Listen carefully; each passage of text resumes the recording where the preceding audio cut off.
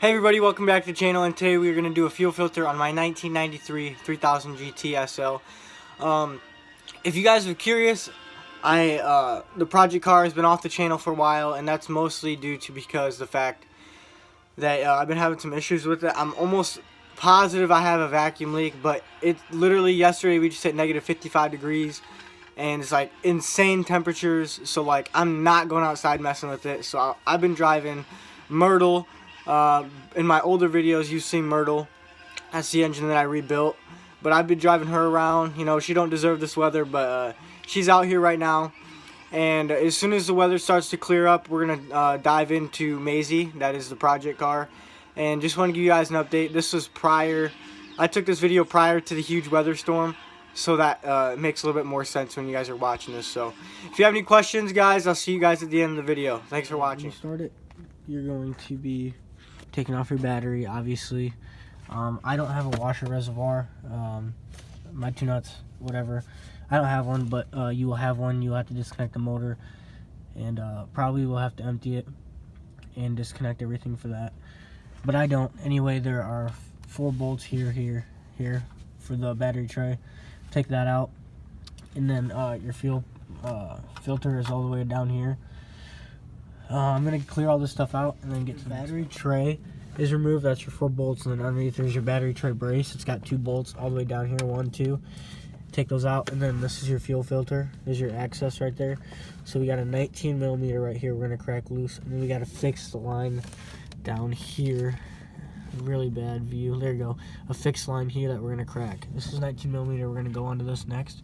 Make sure you get a zip tie ready, because you're going to have fuel come out of that, so we gotta prop it up, zip tie it up so we don't leak it. Guys, so I got it out, but what we're gonna do, you got the 14 on the fixed line, this spins on this side, and then it's 19 on this side, so you'll crank that off, and then you got 2 12 millimeter bolts. You take those off, your whole assembly will come out, and then we'll head on to where the fuel filter is. Here is the old fuel filter, and we'll dump out some gas right there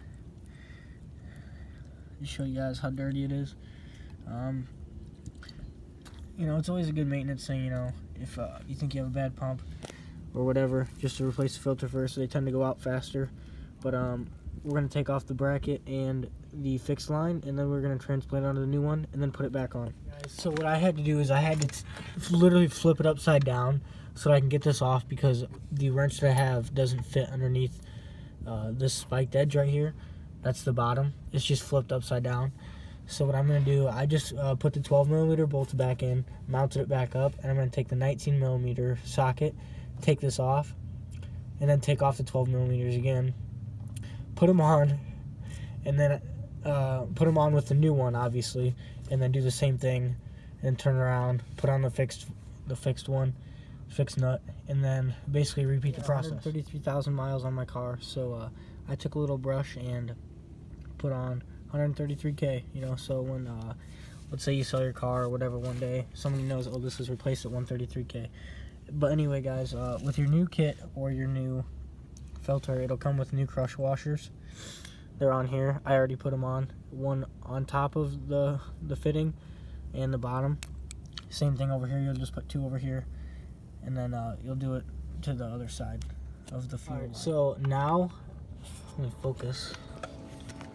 Alright, so now I have, obviously that's the new one, and it's upside down again, but this time it's to tighten the bolt for this, because again, my wrench doesn't fit under here, so I'm going to tighten it, and then I will flip it, tighten up the fixed nut for the fuel line, and then I'll put on the last bolt for the fuel line up here. It's all mocked up. I'm tightening this bolt right now, and then the fixed nut will be tightened right after that, and then we'll be ready to put on your old fuel line, or the top fuel line. There you go, guys. There is putting on a new fuel filter.